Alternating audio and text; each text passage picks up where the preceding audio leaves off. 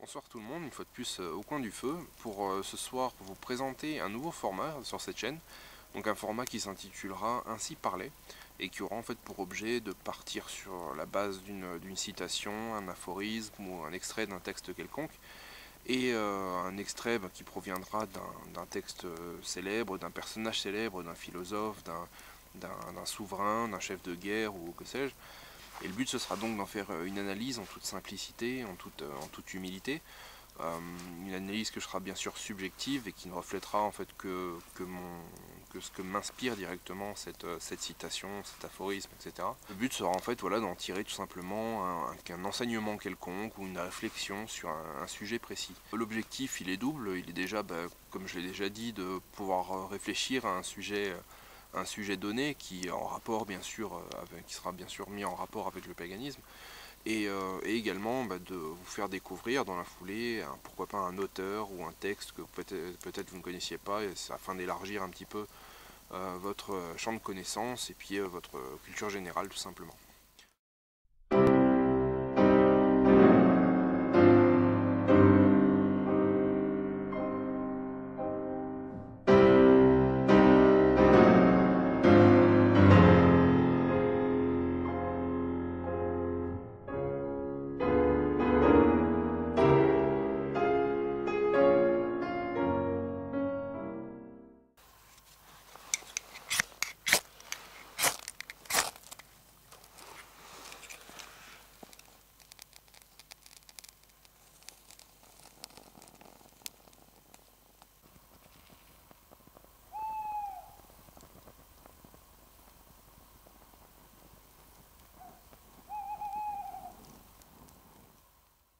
Pour inaugurer ce nouveau format, j'ai choisi de commencer par une citation d'Héraclite.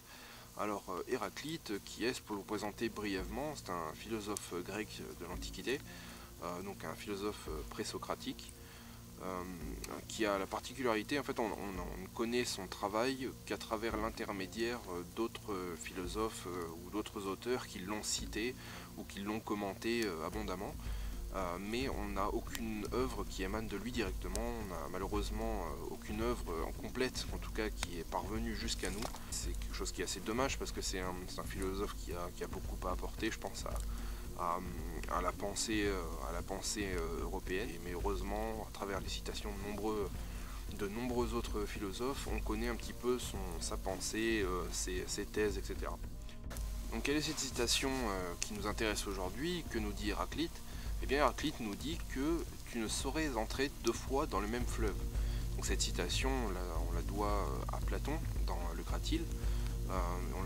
Elle a été reprise également par de nombreux autres auteurs, notamment dans la Grèce, des philosophes grecs comme Aristote, comme Plutarque, Sénèque, pour ne citer que. Alors que cherche à nous dire Héraclite avec donc cette citation tu ne saurais traverser deux fois le même fleuve?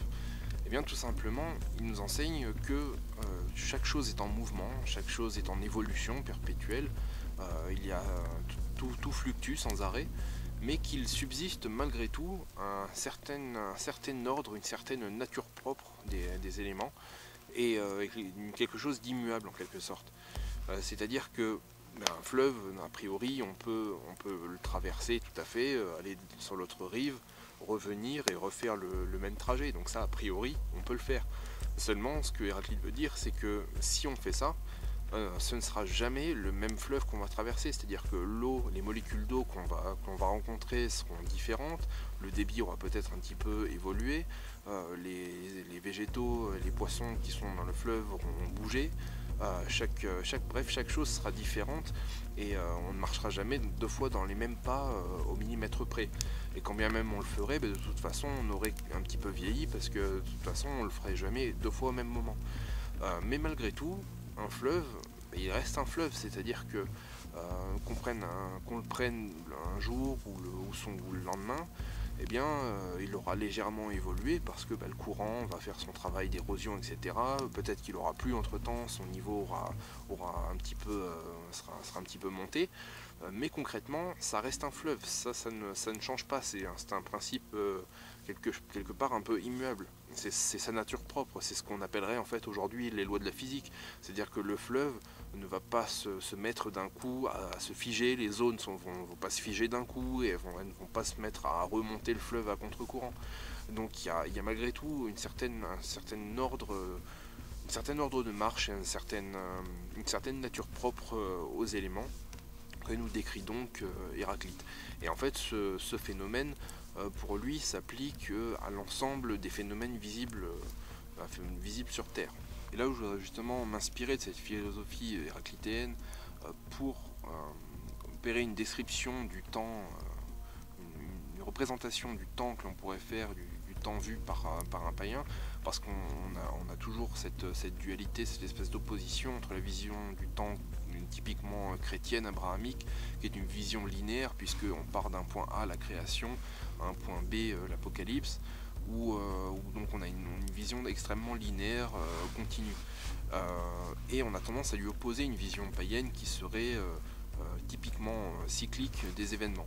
Alors ce qui n'est pas faux, mais seulement j'ai constaté que certains ont tendance un petit peu à mal comprendre cette notion de cycle, ou en tout cas mal l'interpréter, notamment quand je pense à un certain pseudo-païen qui m'a un jour reproché d'être darwinien et d'avoir une vision linéaire du temps, parce que la théorie de l'évolution de Darwin serait en fait serait basée sur une représentation linéaire chrétienne du temps, ce qui est complètement ridicule. Ce n'est pas connaître la théorie de Darwin, ce n'est pas non plus connaître la vision cyclique du temps, enfin c'est ne rien comprendre à rien, enfin, en somme, puisque bien sûr on sait toujours que quand il s'agit de réfuter les théories de Darwin, on a toujours on sort toujours les arguments de choc, hein, le rate-au-pneu et le tardigrade, hein, pour ceux qui voient un petit peu la référence.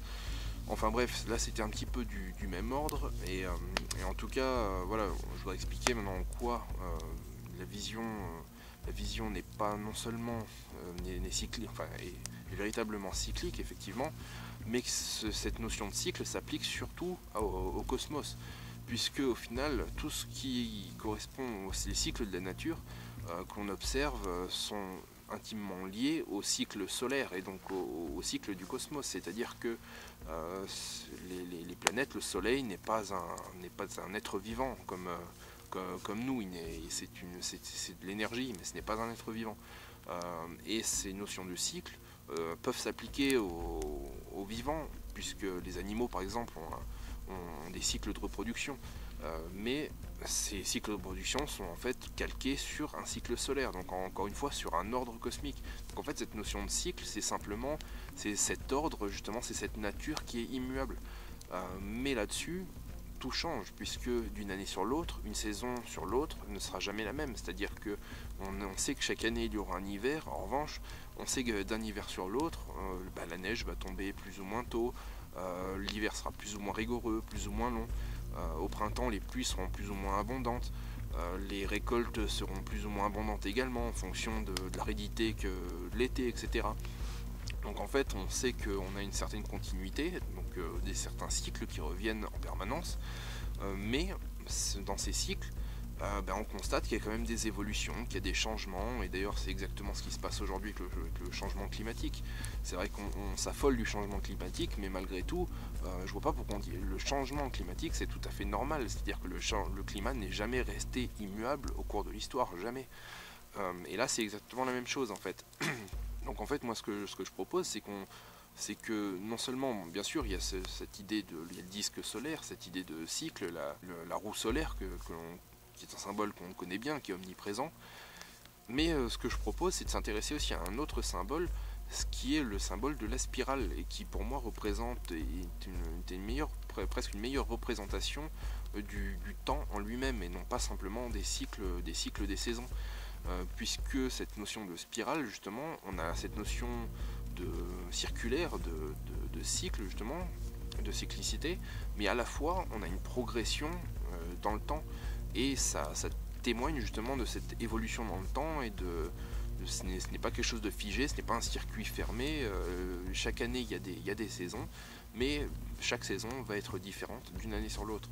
Donc on constate effectivement, ce qu'Héraclite déjà constatait, c'est que il y a un ordre des choses, un ordre naturel des choses, ce qu'on pourrait appeler les lois de la nature ou les lois de la physique, enfin ce qu'on peut l'appeler un peu comme on veut, mais tout fluctue, tout change, tout évolue. C'est pour ça que j'essaye d'avoir une vision qui n'est pas figée, et d'ailleurs je pense que le paganisme ne doit pas être figé justement pour rester en conformité justement avec ce principe-là. Il doit évoluer avec son temps, on en a déjà parlé. Contrairement à un christianisme qui se veut figé, la parole révélée est vérité et elle le sera toujours. Donc voilà, c'est cette idée un peu que je voulais donner à travers cette vidéo, s'intéresser plus au symbole justement de la spirale, qui est un symbole qui est extrêmement ancien, qu'on trouvait déjà sur des monuments comme Newgrange, qu'on retrouve durant toute la préhistoire, et qui a laissé peu à peu sa place, c'est vrai, à une roue solaire qui elle est plus liée à comment dire, un cycle agraire en fait, un mode de vie agraire qui a été qui a émergé durant l'Antiquité principalement, et donc forcément c'est peut-être qu'il s'est opéré à ce moment-là une légère différenciation de la perception du temps vis-à-vis de ces cycles agraires qui ont pris du coup une importance primordiale dans les sociétés de l'époque. Enfin, justement, voilà, c'était un peu la réflexion que je voulais faire sur ces sujets, sur la vision du temps qu'on peut avoir aujourd'hui, et donc voilà, ne pas oublier ces deux notions fondamentales que sont la cyclicité, mais à chaque fois, donc, qui incarne une certaine permanence, mais à chaque fois l'évolution qui est la fluctuation de toute chose, l'évolution de toute chose.